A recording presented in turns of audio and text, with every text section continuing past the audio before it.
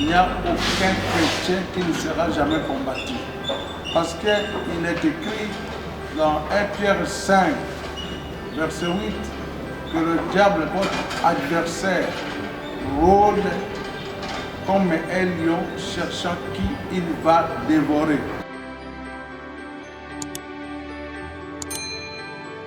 Sur le chemin de bonheur, sur le chemin de votre mariage, sur le chemin de l'accomplissement de votre destinée, sur le chemin du travail, sur le chemin de votre élévation, sur le chemin de votre épanouissement, il se dressera toujours un lion. Il se dressera toujours un jeune lion rougissant. Ce lion-là, c'est la force du diable, c'est la puissance du diable.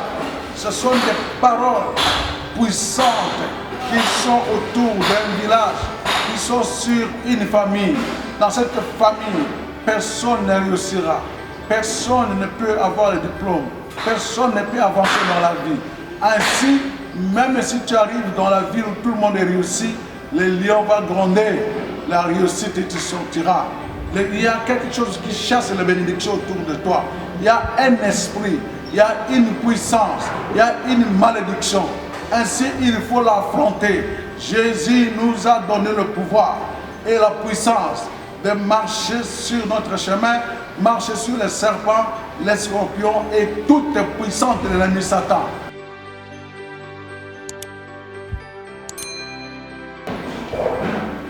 Oui, shalom, shalom, shalom. Encore une fois aujourd'hui, le Seigneur nous permet de nous entretenir sur un sujet très important, un sujet qui concerne les chrétiens, les croyants. Sur la terre des hommes, si la vie était combat, alors la vie d'un chrétien, un tel véritable combat qui ne manque pas. Il n'y a aucun chrétien qui ne sera jamais combattu. Parce qu'il est écrit dans 1 Pierre 5, verset 8, que le diable, votre adversaire, rôde comme un lion cherchant qui il va dévorer. Vous comprenez déjà que nous avons un adversaire, un ennemi doigté. La Bible dit encore une fois dans Apocalypse 12, verset 1 à 12. Si vous prenez verset 7, la Bible dit il y a guerre au ciel, le dragon, le serpent ancien, appelé diable et Satan, combattu contre les anges de Dieu au ciel. La Bible dit il fit précipiter sur la terre, et verset 12 me dit malheur à la terre, et vous qui êtes sur la terre, sur la mer, car le diable est venu vers vous animer d'une très grande colère. Nous comprenons que la vie de l'homme sur la terre, l'homme en général, est un combat. C'est pourquoi la Bible dit, dans Matthieu 11, verset 12, la Bible dit que le royaume des cieux est soumis à la violence. Et ce sont les violents. Ce sont les violents qui s'en accaparent. Et voilà, nous sommes en guerre sur la terre. Vous n'allez rien réussir sans qu'il y ait un engagement avec la force que Dieu vous a donnée. Vous ne pouvez pas récupérer ce que l'ennemi a pris en restant seulement silencieux pour dire Dieu a tout fait, ça viendra. Et il faut combattre, il faut se battre. Job dit que le sort de l'homme sur la terre est celui d'un soldat. Job 1, verset 7. Donc nous sommes là pour combattre, nous sommes là pour résister, nous sommes là pour mettre hors d'état de nuire l'ennemi. C'est pour ça que Jésus nous a donné le pouvoir de marcher sur les serpents, les scorpions et toute puissance de l'ennemi. Nous devons marcher. Et aujourd'hui, nous sommes en train de mettre en exergue cette vérité par l'histoire de Samson. Dans Juge 14, verset 1 à 20. Mais je prends seulement un seul verset de l'histoire de Samson dans Jean, dans Juge 14, le premier verset 14, ensuite je vais vous raconter l'histoire. Et il leur dit, de celui qui mange est sorti ce qui se mange, et du fort est sorti le doux. Pendant 3 jours, ils ne purent expliquer l'énigme. Alors, selon l'usage du mariage coutumier, lorsqu'il fallait lancer un défi, une énigme, pour que les jeunes gens de son âge puissent trouver la signification. Il leur a dit, de celui qui mange est sorti ce qui se mange. Du fort est sorti le doux. Voilà, ça vient de cette histoire. Dans le verset 14e de Juge 14, il est écrit, de celui qui mange est sorti ce qui se mange, du fort est sorti le doux. Donc c'est l'énigme que Samson avait proposé à ses collègues pour qu'ils se marient. Mais c'est une histoire de sa vie. Parce qu'il allait à Timna, dans le territoire de Philistin, pour épouser une jeune fille.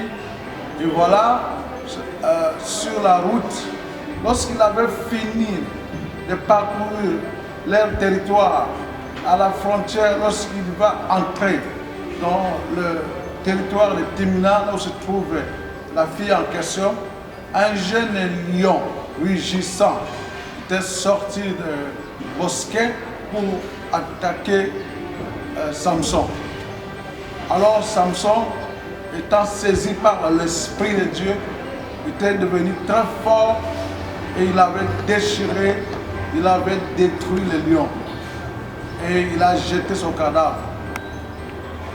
Alors, quelques jours après, il est revenu sur le même chemin et il a pu voir dans le cadavre des lions du miel dedans.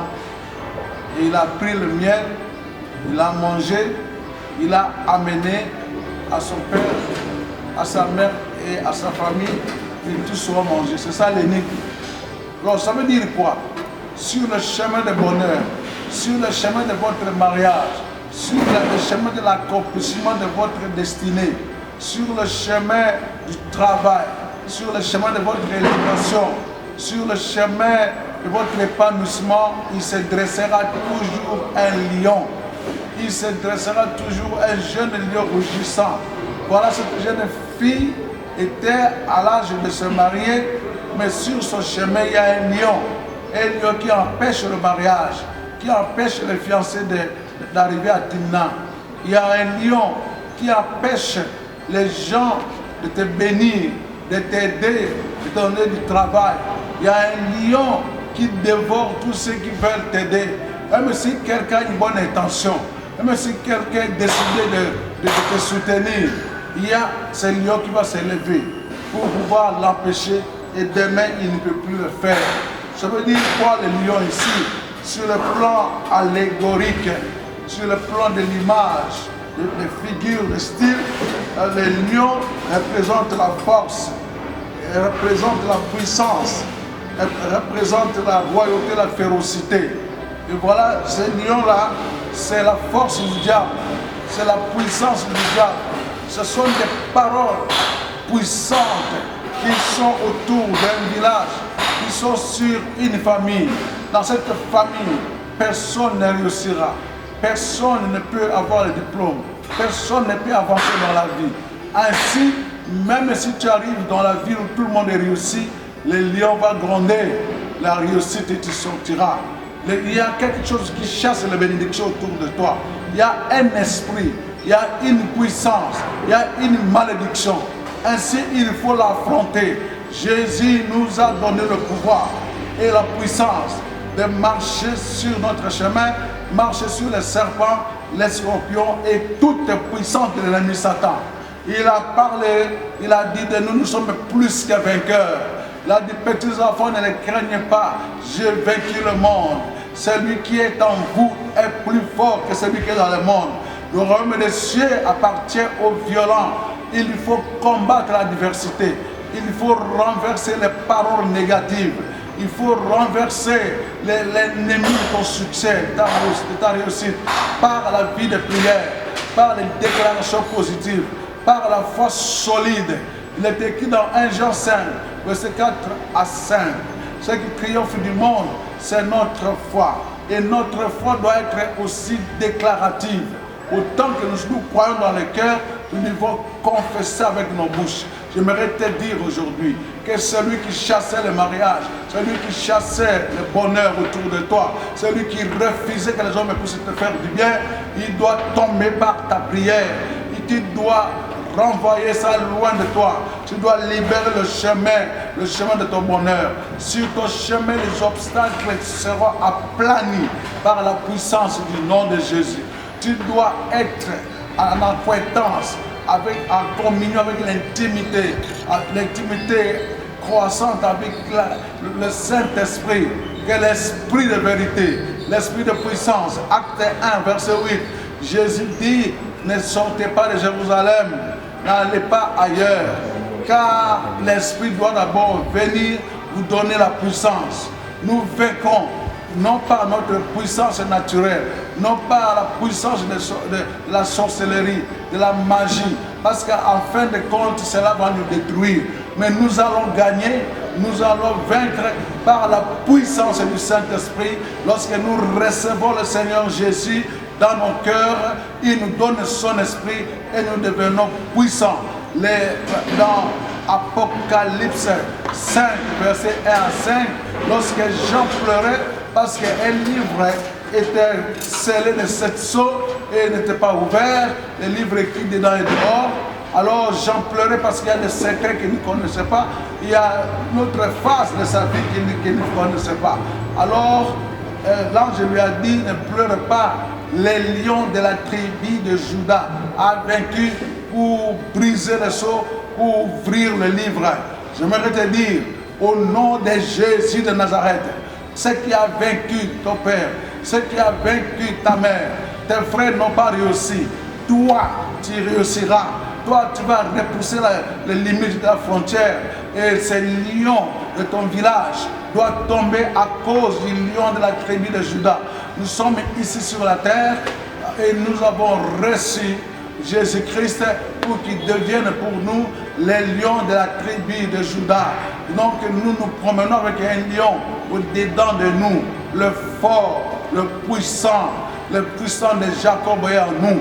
Tu ne tomberas pas, quel que soit le poison, quels que soient les réunions du monde des ténèbres, quelles que soient les concertations du monde des ténèbres, quels que soient les pièges dressés contre toi, tu es plus que vainqueur.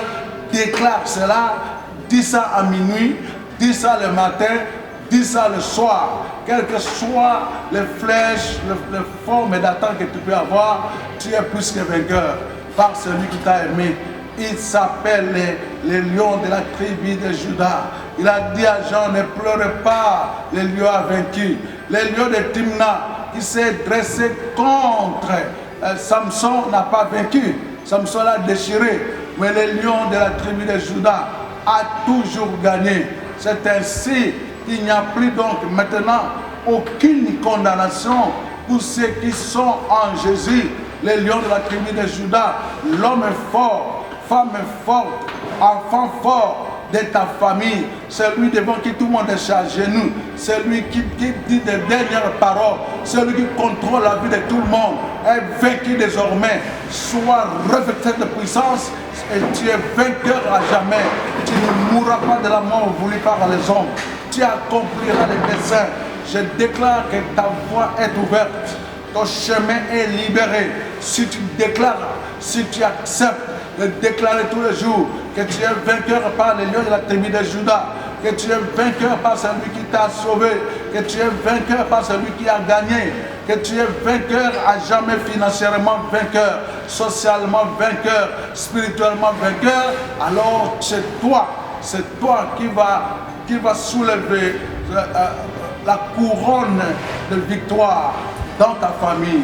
C'est toi le géant de la famille. C'est toi qui vas relever ce défi-là. Dis-moi Amen. ces choses t'arrivent. Voilà, mon numéro de téléphone est affiché dans notre chaîne de télévision. Ça défile là en bas. Et puis, nous vous demandons d'appeler. Nous prions en ligne. Nous délivrons tous les mercredis et tous les vendredis. Si vous venez, vous allez nous rencontrer. Nous allons prier pour vous. Nous faisons des prières pour délivrer, dégager nos routes et nos chemins. Et nous allons prier pour vous aussi. Vous obtiendrez ce qui vous a manqué il y a des années. Parce que les lions est en nous. Nous allons activer ça pour toi. Alors, nous te demandons de s'abonner. Abonne-toi, abonnez-vous dans notre chaîne Bishop Élisée Tokombe. Bishop Élisée Tokombe. Si tu écris ça dans YouTube, tu vas voir notre chaîne va apparaître et tu auras beaucoup d'exhortations, de puissance, de force, de délivrance et de bénédiction. Je vous prie vraiment de vous abonner. Abonnez et partagez. Abonnez, devenons très nombreux à suivre ces exhortations. Si vous avez besoin de la prière, vous avez besoin qu'on vous suive dans un cas particulier, vous avez besoin qu'on fasse quelque chose pour vous, eh bien, nous avons notre numéro. Ce numéro-là, il y a aussi le WhatsApp dedans. Et nous allons travailler pour toi, pour que tu sois les lions. Toi, tu es aussi les lions de la tribu de Judas, parce que ce lion de Judas est en toi. Et il t'a cédé son identité. Tu ne mourras pas dans la résignation. Tu ne mourras pas dans la honte et l'humiliation. Tu es le lion vainqueur. Tu es le lion qui a triomphé. Tu ne vas plus continuer à pleurer et les gens ne vont pas continuer à te pleurer.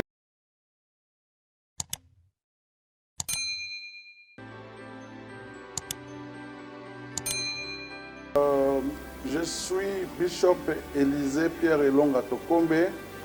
Je suis visionnaire et représentant légal de l'église missionnaire, la maison de Dieu pour toutes les nations, qui est située derrière le stade de Raphaël. Quand vous êtes sur boulevard Sendoué, à partir de la station d'essence Ingène, à 100 mètres, vous entrez. Vous trouverez, ça c'est notre siège social, notre église mère ou centrale. Je suis pasteur donc de mon état. Donc notre YouTube, Bishop Élisée Tokombe. Qu'on commence à s'abonner parce que pour nous avons des exhortations, nous avons des prières en live, nous avons des belé, alors ce qu'on continue à s'abonner, Bishop Élisée Tokombe na YouTube.